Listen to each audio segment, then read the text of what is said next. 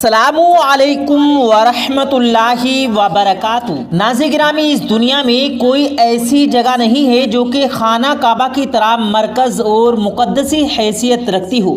کروڑوں مسلمان اس مقام کو اپنا قبلہ تسلیم کرتے ہوئے اس کے جانب رخ کر کے دن میں 5 مرتبہ نماز ادا کرتے ہیں۔ لیکن ناظرین گرامی، آج کی اس ویڈیو میں آپ کو خانہ کعبہ میں ہونے والی حالیہ بارش کے ایسے روح پرور مناظر دیکھے جائیں گے جو شاید آپ نے آج سے پہلے کبھی نہ دیکھے ہوں، اور اس کے ساتھ ساتھ کعبۃ اللہ میں سیلابی صورتحال کی تفصیلات سے بھی آپ کو آگاہ کیا جائے گا۔ لہٰذا ہماری آج کی اس ویڈیو کو آخر تک ضرور دیکھے گا، اور آگے بڑھنے سے پہلے اگر آپ نے ہمارے چینل کو سبسکرائب نہیں کیا تو چینل کو سبسکرائب کر کے بیل آئیکن ضرور دبا دیجیے گا۔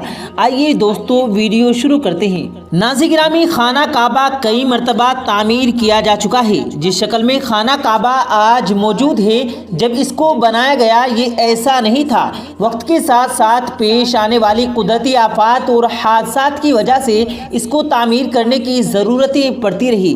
یہ ہم سب جانتے ہیں کہ خانہ کعبہ کی تعمیر کا ایک بڑا حصہ نبی کریم صلی اللہ علیہ وسلم کی زندگی میں آپ کو نبوت ملنے سے پہلے تعمیر کیا جا چکا تھا۔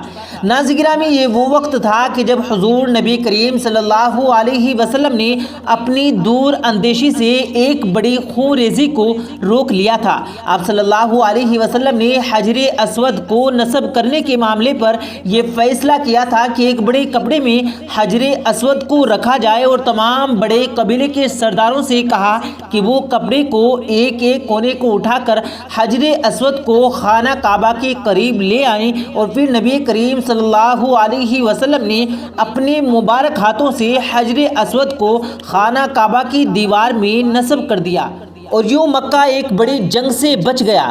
ناظرین گرامی، اس کے بعد بھی آنے والے اوقات میں کئی مرتبہ خانہ کعبہ کی تعمیر ہوئی۔ آخری مرتبہ خانہ کعبہ کی تعمیر تفصیلی طور پر آرائش 1996 میں کی گئی تھی، جس کے نتیجے میں بہت سے پتھروں کو یہاں سے ہٹا دیا گیا تھا۔ بنیاد کو مضبوط کر کے خانہ کعبہ کے اوپر نئی چھت ڈالی گئی تھی۔ یہ اب تک کی بڑی تبدیلی ہے۔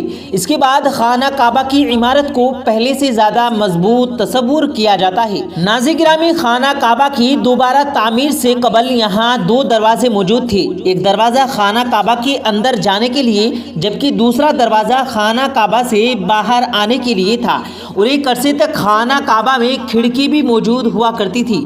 لیکن جب دوبارہ تعمیر کی گئی اور خانہ کعبہ کی آج جو شکل موجود ہے، اس میں صرف ایک دروازہ ہے، جبکہ دوسری دروازے اور کھڑکی کو یہاں سے ہٹا دیا گیا ہے۔ پیارے دوستو، ہم نے خانہ کعبہ کو سیاہ رنگ کے کسوہ اور سونے کے دھاگوں میں دیکھا ہے، اور اس کی ہمیں ایسی عادت بن چکی ہے کہ اب ہم خانہ کعبہ کو کسی اور رنگ میں تصور بھی نہیں کر سکتے ہیں۔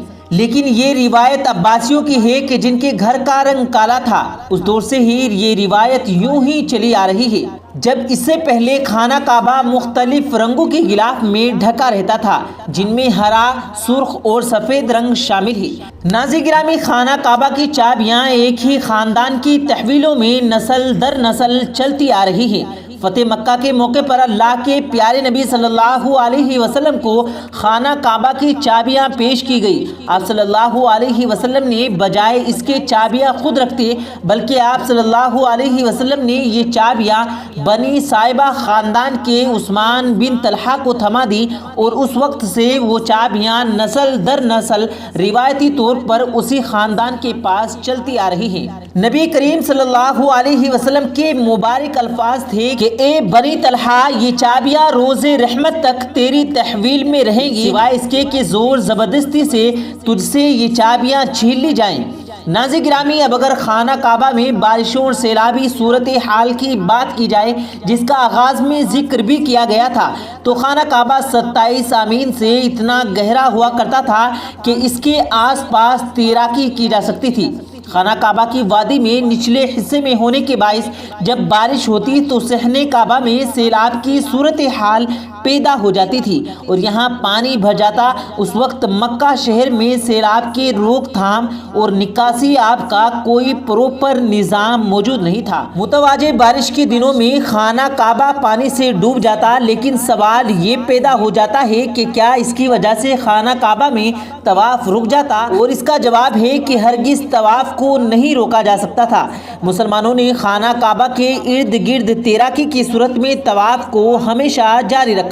खाना काबा के बिल्कुल ऊपर जन्नत में एक और खाना काबा मौजूद है जिसका जिक्र कुरान करीम में भी आता है। अल्लाह के प्यारे नबी सल्लल्लाहु अलैहि वसल्लम ने भी वाक़या मेराज को बयान करते हुए फरमाया कि जब मुझे बैतुल मामूर यानी अल्लाह का घर दिखाया गया तो मैंने जिब्राइल अलैहिस्सलाम से पूछा तो उन्होंने जवाब दिया कि ये बैतुल मामूर है, यहाँ 70,000 फरिश्ते रोज़ाना अल्लाह की इबादत करते हैं और वो जब यहाँ से जाते हैं तो वापस नहीं आते, हमेशा नया दस्ता यहाँ पर आता है। नाज़िर गिरामी, काबतुल्लाह में बारिशों के हवाले से एक वीडियो सोशल मीडिया पर गर्दिश कर रही है जिसमें देखा जा सकता है कि खाना काबा के सहन में शदीद बारिश हो रही है, जिसके बावजूद सहने काबा में पानी नहीं खड़ा हो रहा है। कहा जा रहा है कि ये मौसम गर्मा के मुल्क में और मक्का में आखिरी मूसलाधार बारिश है और इसके बाद मौसम की तब्दीली बहुत वाज़ेह हो जाएगी। इस मूसलाधार बारिशों को किसी ने कैमरे की आंखों में बंद किया और फिर सोशल मीडिया पर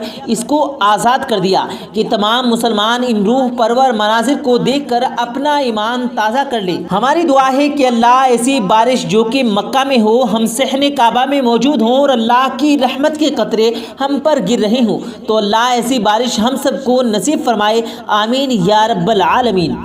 नाज़िर गिरामी, वीडियो के आखिरी हिस्से में अगर आपको हजरे अस्वद के मुताल्लिक एक आम मालूमात फराहम कर दें तो बात कुछ यूँ है कि क्या आपने कभी सोचा है कि हजरे अस्वद चांदी के एक सांचे में ही क्यों घिरा होता है।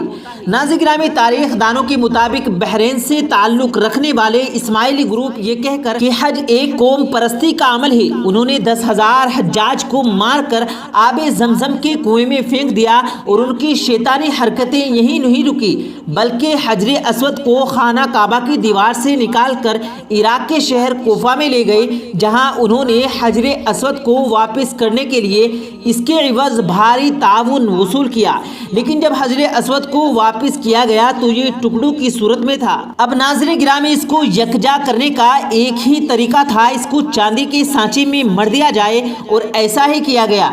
हजरे अस्वद के टुकड़ों को चांदी के सांचे में मढ़कर उन्हें इस तरह से मढ़ दिया गया कि फिर उसे गोल गुलाई की शक्ल में खाना काबा की दीवार में उसे जहां से उतारा गया था उसे वहीं पर वापस नस्ब कर दिया गया। लेकिन नाज़िर गिरामी, कुछ तारीख दानों के मुताबिक इसके आज भी कुछ हिस्से गुम हैं जो कि इस चांदी के होल के अंदर भी मौजूद नहीं है।